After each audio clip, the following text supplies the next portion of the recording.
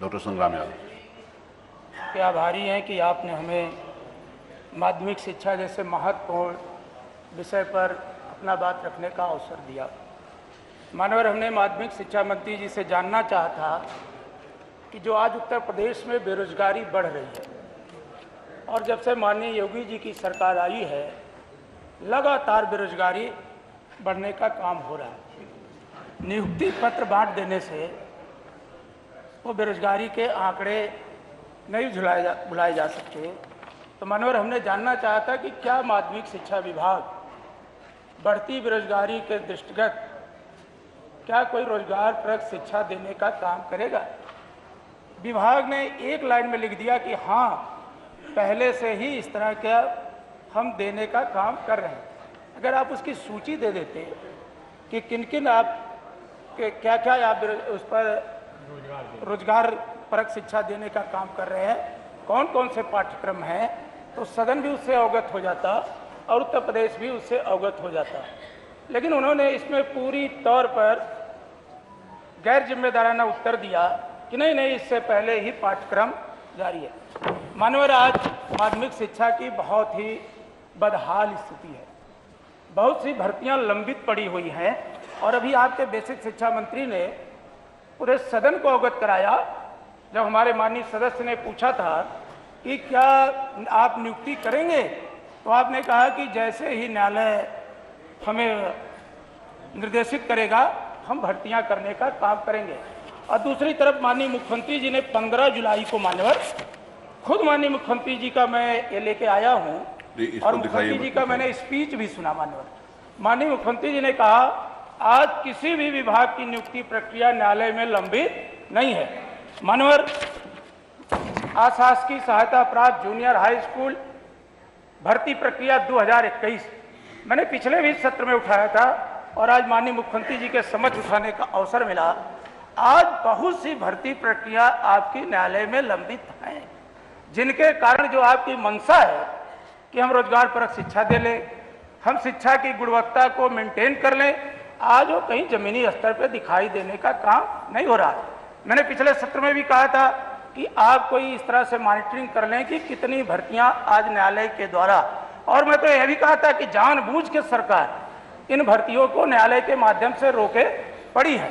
बार बार आपके मंत्री लोग भी यही बयान दे देते हैं। तो मानो आज बेरोजगारी के कारण प्रश्न करिए। बहुत बड़ा अभाव है, लोग दर दर की ठोकरें खा रहे हैं डिग्रियां लेते हुए भी, और जब कोई अपनी बात उठाना चाहता है तो आपकी सरकार बलपूर्वक कार्रवाई करती है नौजवानों के ऊपर। माननीय मुख्यमंत्री जी, जिस गृह जनपद से आप आते हैं, कुलपति के साथ कैसा आचरण हुआ? अब आप इसके ऊपर प्रश्न करिए। अरे मान्यवर, उससे से रिलेटेड शिक्षा से रिलेटेड नहीं है। खुद कुलपति के कक्ष आप इससे संबंधित अगर आप हमारी सरकार को दाराजगता कहते हैं और आपके खुद गोरखपुर जनपद में जो इससे संबंधित आपका कोई प्रश्न हो तो लीजिए, नहीं तो मैं आगे बढ़ूं। मानवर, मैं सरकार से जानना चाहता हूं कि रोज और देखा जाए माननीय मुख्यमंत्री जी की उपस्थिति का मैं लाभ ले रहा हूं। नहीं, आप उपस्थिति का लाभ लेकर सब कुछ मत पूछिए ना, जो रेलेवेंट बात है वो पूछिए। माध्यमिक की तो है ही। माननीय मुख्यमंत्री जी के समय उत्तर प्रदेश के माध्यमिक शिक्षा विभाग परक शिक्षा देने का काम करेगी, जिसके कारण हमारा नौजवान स्किल्ड कौशल। हमारी जब सरकार थी माननीय अखिलेश यादव जी ने अब वो हो गई कौशल विकास विभाग चलाया था। अरे इस पे प्रश्न पूछिए, उसके ऊपर फिर जाएंगे, फिर बात इतना समय नहीं है, पूछिए। माननीय मंत्री जी जवाब दीजिए, आप बैठिए। माननीय अध्यक्ष जी, माननीय मुख्यमंत्री अध्यक्ष जी, माननीय सदस्य ने अच्छा प्रश्न किया है, लेकिन अगर हमारे माननीय विद्वान सदस्य राष्ट्रीय शिक्षा नीति के बारे में भी थोड़ा अध्ययन करके आए होते और जिसके बारे में बार बार ध्यान आकर्षित किया जाता है, तो संभवतः इस प्रकार के प्रश्न आप इस सदन में नहीं पूछते। राष्ट्रीय शिक्षा नीति 2020 लागू हो चुकी है और इसमें सामान्य पाठ्यक्रम के साथ साथ विभिन्न प्रकार की रोजगार परक पाठ्यक्रमों को भी पैरेलल उपलब्ध कराने के कार्यक्रम प्रारंभ हो चुके हैं और माध्यमिक शिक्षा के क्षेत्र में भी राज्य सरकार ने उस अभियान को आगे बढ़ाया है जिसमें सामान्य पाठ्यक्रम को जारी रखते हुए पैरामेडिकल का, ड्रोन टेक्नोलॉजी का, डाटा एनालिसिस का, 3D प्रिंटिंग का या फिर इससे संबंधित वे सर्टिफिकेट कोर्सेज जो 3 महीने 6 महीने के होंगे उनको माध्यमिक शिक्षा में अध्ययन करने वाले बच्चों को भी इस पाठ्यक्रम के साथ जोड़ने का एक प्रयास प्रारंभ हुआ है। इसके लिए पहले से ही व्यावसायिक शिक्षा के पाठ्यक्रम में व्यापक परिवर्तन करने के कार्य हो रहे हैं। जहां तक आप जैसे माननीय सदस्यों का यह कहना कि कोई भर्ती नहीं हुई है या अव्यवस्था है, मुझे लगता है आपकी पीड़ा मैं समझ सकता हूं, क्योंकि पिछले 6 वर्ष में नकल विहीन परीक्षा प्रदेश के अंदर सुचारू रूप से संपन्न हुई है और नकल माफिया पर लगाम कसी गई है। पहली बार हुआ है जब माध्यमिक शिक्षा में हाई स्कूल और इंटरमीडिएट बोर्ड की परीक्षा जो पहले 2 महीने 3 महीने तक चलती थी, मात्र 15 दिन के अंदर परीक्षा संपन्न हुई और 14 दिन के अंदर परिणाम भी आए हैं। 56 लाख बच्चों के परिणाम मात्र 29 दिन में, यानी परीक्षा से लेकर परिणाम तक 29 दिन में ही आए हैं। यह भी उस रिफॉर्म का परिणाम है जो शिक्षा के क्षेत्र में आज देखने को मिल रहा है। और तीसरा, जहां तक शिक्षकों की भर्ती का है, भर्ती की प्रक्रिया में कोई भी मामले न्यायालय में लंबित नहीं है।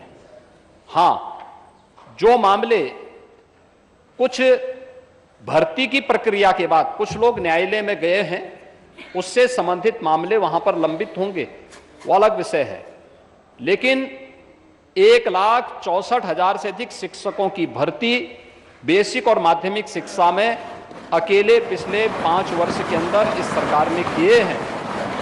और शिक्षकों की भर्ती की प्रक्रिया को युद्ध स्तर पर अगर कहीं वैकेंसी है, चाहे वह माध्यमिक शिक्षा में हो, बेसिक शिक्षा में हो, उच्च शिक्षा में हो, प्राविधिक शिक्षा में हो या व्यावसायिक शिक्षा में हो या फिर संस्कृत विद्यालयों में हो, इन सब की भर्ती की प्रक्रिया को सुचारू रूप से संपन्न करने के लिए ही हमारी सरकार प्रदेश में शिक्षक भर्ती की प्रक्रिया को पूरी ईमानदारी, पूरी पारदर्शी तरीके से संपन्न करने के लिए ही एक नया शिक्षा आयोग गठन के लिए एक बिल लेकर के आई है।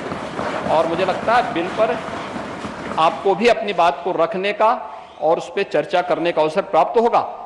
जो भी अमूल्य सुझाव आएंगे सरकार उसका स्वागत करेगी। प्रश्न संख्या 11 श्री अखिलेश, माननीय अखिलेश जी। अध्यक्ष महोदय, माननीय नेता अध्यक्ष महोदय जी, माननीय मंत्री जी की मैं बात सुन रहा था। माननीय मंत्री जी, माननीय मुख्यमंत्री जी ने भी बहुत सी बातें रखी अनएम्प्लॉयमेंट को लेकर के। अध्यक्ष महोदय, मैं आपसे माननीय मुख्यमंत्री से केवल इतना जानना चाहता हूं कि उन्होंने नेशनल एजुकेशन पॉलिसी पे बताया जो आने वाली है, इनकी जो आ चुकी है, लागू होगी। मेरा केवल एक छोटा सा सवाल है कि 2017 से लेकर के 2022 में जो एज ग्रुप है 15 साल का, उसमें कितने बच्चों की संख्या बढ़ गई है? 2017 से लेकर के 2022 तक 15 साल के ग्रुप में बच्चों की कितनी संख्या बढ़ गई है? क्या उन बच्चों के भविष्य के बेहतर बनाने के लिए और उनको नौकरी रोजगार दिलाने के लिए आपके नेशनल एजुकेशन पॉलिसी के तहत और खासकर उत्तर प्रदेश की सरकार, डबल इंजन की सरकार, जो ये कहती है कि अनएम्प्लॉयमेंट रेशो हमारा ये है, एम्प्लॉयमेंट रेशो नहीं बताते हैं, अनएम्प्लॉयमेंट रेशो ये है, तो वो क्या इन बच्चों की संख्या बताएगी सरकार? मैं अध्यक्ष महोदय माननीय मुख्यमंत्री से जानना चाहता हूं कि 2017 से 2022 के बीच में जो एज ग्रुप 15 साल का है वो संख्या कितनी होगी, कितने बच्चे आ गए होंगे उसमें? और वो इससे संबंधित नहीं है, उसकी नहीं, जानकारी संबंधित नहीं। इसलिए है नहीं, ना सारी अध्यक्ष सबकी- महोदय, अध्यक्ष महोदय, उसकी एज जब ग्रुप की नेशनल जानकारी एजुकेशन से- पॉलिसी संबंधित हो माननीय सकती है, तो मैं केवल इतना जानना चाहता हूँ अध्यक्ष जी, 17 से 22 तक अध्यक्ष जी, कितने माननीय बच्चे आ गए मुख्यमंत्री एज ग्रुप में, माननीय मुख्यमंत्री। संख्या क्या होगी उसकी? मुझे बहुत अच्छा लगा कि नेता विरोधी दल को अब जनसंख्या की चिंता होने लग गई है। अध्यक्ष महोदय, और सवाल ये है अच्छी कि बात केवल है। अगर मुख्यमंत्री जी 86 में सीको 56 बताना चाहें सीको तो फिर बता दो 86 में 56 में 56। इसी को नियंत्रित करने के लिए ही हम लोग समान कानून की बात करना चाहते क्या हैं। बात है, क्या मुख्यमंत्री? लेकिन अध्यक्ष जी, अरे आज उत्तर आ जाए फिर आप बोले। अरे अध्यक्ष माननीय महोदय, मुख्यमंत्री जी माननीय खड़े हैं। मुख्यमंत्री जी से माननीय केवल इतना मुख्यमंत्री- जानना चाहता हूँ माननीय कि मुख्यमंत्री खड़े हैं। 17 से 22 में मुझे- 17 खड़े साल आप- के मैं वही एज तो आ रहा ग्रुप हूँ। में माननीय कितने मुख्यमंत्री खड़े बच्चों हैं, की उसके जवाब बाद आप देने के लिए खड़ा हुआ हूँ। खड़े हो, आप मैं खड़े वही हो। जवाब देने के लिए खड़ा हुआ हूँ। इतना पेशेंस रखना चाहिए कि जब मैं खड़ा हुआ, मैं आपकी बात को सुन रहा था, जब मैं खड़ा, मैं तो वही बोलने के लिए आया हूं कि आपको जनसंख्या की चिंता हो रही है। मुझे इसमें अच्छा लगा कि इसको कैसे कंट्रोल किया जाए।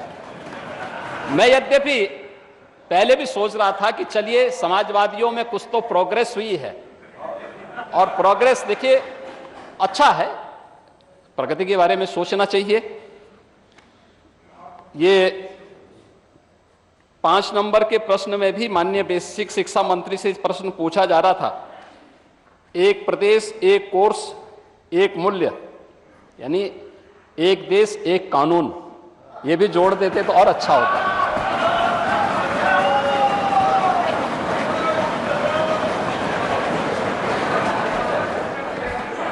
सरकार क्या कर रही है, ये तो सर्वे बताते हैं। अनएम्प्लॉयमेंट रेट, अरे उत्तर आ जाए, उत्तर आ जाए फिर आप बोलिए। लाइव तो नहीं है अध्यक्ष जी? अध्यक्ष जी, ये लाइव चल रहा है क्या? लाइव चल रहा है, अच्छा, बहुत धन्यवाद आपका। लाइव। अनएम्प्लॉयमेंट रेट, ये एम्प्लॉयमेंट उपलब्ध कराने पे ही निर्भर करता है।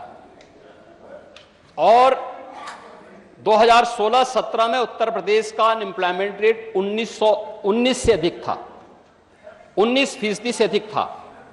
और आज के दिन पर यह अनएम्प्लॉयमेंट उत्तर प्रदेश का 3 से 4 के बीच में है। ये दिखाता है रोजगार के अवसर सृजित हुए हैं, लोगों को पारदर्शी तरीके से नौकरियां मिल रही हैं, लोगों को ईमानदारी से नौकरी मिल रही है, और नौकरी की कोई भी प्रक्रिया माननीय न्यायालय के द्वारा बीच में इसलिए बाधित नहीं की जाती है क्योंकि माननीय न्यायालय को भी मालूम है कि प्रक्रिया में पारदर्शिता है, प्रक्रिया में पूरी शुचिता है, और पूरी ईमानदारी के साथ सरकार इस कार्यक्रम को आगे बढ़ा रही है। उत्तर प्रदेश के इस परसेप्शन के कारण ही ग्लोबल इन्वेस्टर समिट में 36 लाख करोड़ रुपए के निवेश के प्रस्ताव प्राप्त हुए हैं, जो 1 करोड़ नए नौकरी और रोजगार का सृजन उत्तर प्रदेश के अंदर करेगी। यह भी उत्तर प्रदेश के युवाओं के लिए एक अवसर है, और उत्तर प्रदेश के युवाओं को तकनीकी दृष्टि से सक्षम बनाने के लिए ही 2 करोड़ युवाओं को टैबलेट और स्मार्टफोन उपलब्ध करवाए जा रहे हैं।